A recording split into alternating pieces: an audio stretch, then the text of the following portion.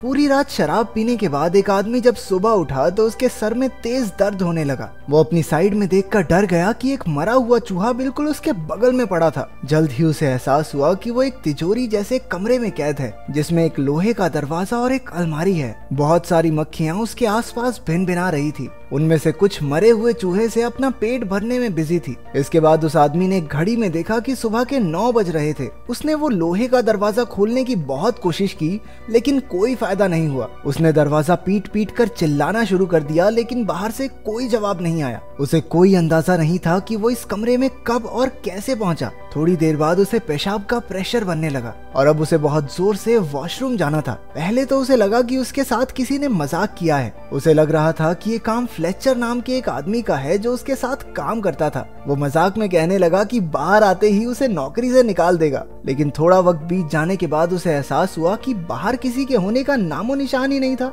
उसने जेब से अपना फोन निकालकर फ्लेचर को कॉल लगाई, लेकिन वहाँ सिग्नल ही नहीं थे। इसका सीधा मतलब ये था कि बाहरी दुनिया से उसका संपर्क पूरी तरह टूट चुका है। उसने कमरे में मौजूद उस लोहे की अलमारी को भी खोलने की कोशिश की, लेकिन वो भी पूरी तरह बंद थी। कमरे में चलकर उसने छिपे हुए कैमरे भी ढूंढने चाहे, लेकिन वहाँ ऐसा कुछ नहीं था। अब उसकी समझ में कुछ नहीं आ रहा था और धीरे धीरे उसका चिड़चिड़ापन गुस्से में बदलने लगा। उसने जोर जोर से अपने कलीग्स पर चिल्लाना शुरू कर दिया। गुस्से से भरकर उसने अपनी बेल्ट उतारी और लोहे का दरवाजा पीटने लगा। कुछ देर बाद वो थक कर रुक गया, क्योंकि उसने एक दिन से कुछ खाया भी नहीं था। उसने चिल्लाकर कहा कि अगर उसे बाहर नहीं निकाला तो वो सबको पुलिस के हवाले कर देगा, लेकिन फिर भी बाहर से कोई जवाब नहीं आया। पूरा एक दिन बीत गया था। अब उसने नींद से उठकर अपना फोन चेक किया, लेकिन फोन भी उसके हाथ से छूटकर नीचे गिरकर टूट गया। वहाँ ना खाना था ना पानी, इसलिए जिंदा रहने के लिए उसे कुछ तो करना ही था। उसने अपना जूता उतारा और मजबूरी में उसी में पेशाब करके पी गया। अकेलेपन और भूख की वजह से अब वो पागल सा होता जा रहा था।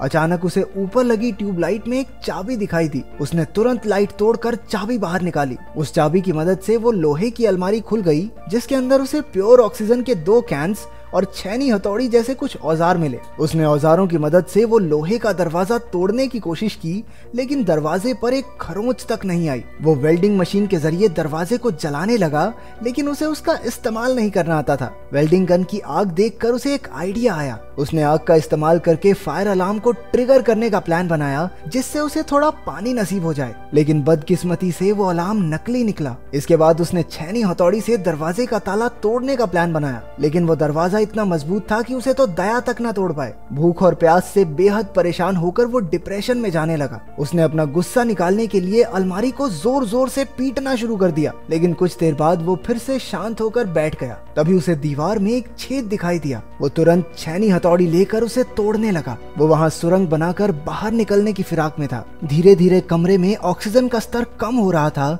इसलिए उसने प्योर ऑक्सीजन ले ली, लेकिन फिर उसके शरीर में ऑक्सीजन की मात्रा बढ़ जाने से उसे चक्कर आने लगे। उसने ऑक्सीजन कैन बंद किया और उसकी नजर उस मरे हुए चूहे पर लगे कुछ कीड़ों पर पड़ी। अब जिंदा रहने के लिए उसे बियर ग्रिल्स बन के वो कीड़े मकोड़े भी खाने पड़े। पेट पूजा के बाद उसने सुरंग बनाने का काम जारी रखा। काफी मेहनत के बाद उसने वो छेद बड़ा कर दिया और उसे दीवार के अंदर मौजूद लोहे के सरिये दिखाई देने लगे। उसने वेल्डिंग गन की मदद से वो सरिये काटे और दीवार को तोड़ना जारी रखा। कुछ ही देर में वहाँ से रोशनी आने लगी, जिसे देखकर वो खुशी से झूम उठा। अब छेद इतना बड़ा हो चुका था कि वो उससे बाहर निकल जाए, लेकिन जैसे ही वो उस दीवार के उस पार गया, उसके पैरों तले जमीन खिसक गई। वो बाहर की दुनिया में नहीं बल्कि वैसे ही एक और कमरे में आ चुका था। उसकी सारी मेहनत बर्बाद हो गई थी। वो निराश होकर पागलों की तरह लोहे का दरवाजा पीटने लगा। थोड़ी देर बाद शांत होकर उसने इधर उधर नजर दौड़ाई। कमरे के एक कोने में एक लाल रंग का ताबूत रखा था। उसने ध्यान से ताबूत का ढक्कन हटाया और उसके अंदर एक सुंदर सी लड़की को देखकर उसकी आंखें खुली की खुली रह गई।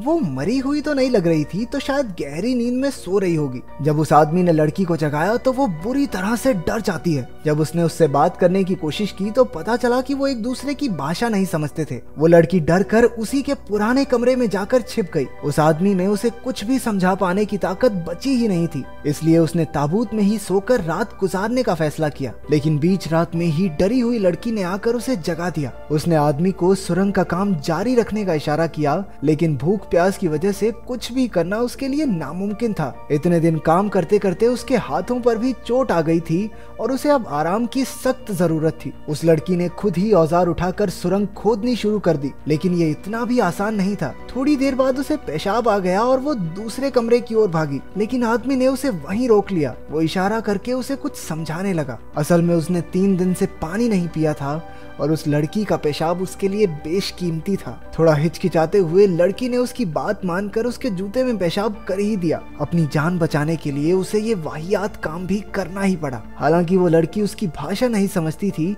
लेकिन आदमी को देखकर वो ये समझ चुकी थी कि यहाँ जिंदा रहने के लिए क्या करना होगा। फिर आदमी उसे कीड़े खाने भी सिखाने लगा, लेकिन वो कीड़े खाने से साफ मना कर देती है। इसके बाद आदमी उस कमरे की दीवार पर छेद करने के काम में लग गया, लेकिन काफी वक्त लगे रहने के बाद भी वो छोटा सा ही छेद कर पाया। इसे देखकर वो लड़की निराश होकर रोने लगी।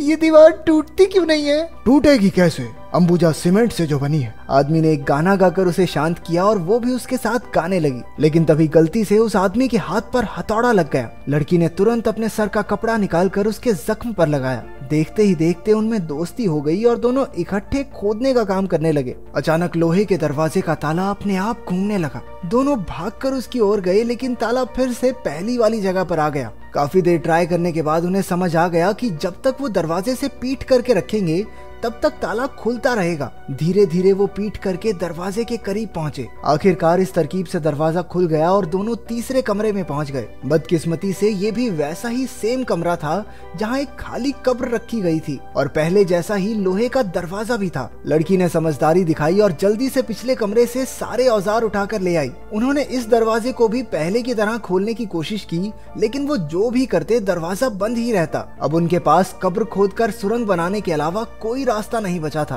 अब उस आदमी के शरीर में बिल्कुल ताकत नहीं बची थी और वो चक्कर खाकर गिर पड़ा। लड़की अब भी ठीक थी क्योंकि उसने इतना काम नहीं किया था। अब आदमी के शरीर में बुखार आना शुरू हो गया। तभी उसे उन्हें कैद करने वाले की असली इच्छा का एहसास हुआ। आदमी को लगा कि उन्हें कैद करने वाला उन दोनों को एक दूसरे का कत्ल करते हुए देखना चाहता है, इसलिए बाहर निकलने के लिए उनमें से एक को मरना होगा। कमरे में रखी कब्र ही उनमें से एक की मंजिल है। सारी मुसीबत खत्म करने के लिए आदमी ने लड़की का खून करने के बारे में सोचा, लेकिन वो ऐसा कर नहीं पाया। अब उसकी जिंदा रहने की सारी उम्मीद और इच्छा खत्म हो चुकी थी, इसलिए उसने खुद को ही कब्र में लेटा लिया और मौत का इंतजार करने लगा। लड़की ने उसे थप्पड़ और घूंसे मारकर जगाए रखने की कोशिश की, हालांकि आदमी में कोई हलचल नहीं हुई। उसने आदमी को कब्र से बाहर निकाला और उसे जमीन पर लेटाकर सुलाने लगी। अब वो भी सबसे तंग आ गई थी, इसलिए वो दरवाजे पर जाकर चिल्लाने लगती है, लेकिन बाहर से चूं तक की आवाज नहीं आई। अब उसे भी कोई रास्ता नहीं दिख रहा था। आखिरकार उसने अपने आंसुओं से आदमी की प्यास बुझाई। अगर वो मर गया तो वो भी ज्यादा देर तक बच नहीं पाएगी। कुछ देर बाद उसने अपने कपड़े उतारने शुरू कर दिए। बेहोशी की हालत में भी आदमी को समझ आ गया कि वो क्या कर रही है। लड़की के छूने से वो भी हल्का हल्का जागता रहा। जैसे तैसे लड़की ने पूरी रात उसे जगाए रखा। कुछ देर बाद दोनों थक कर जमीन पर सो गए।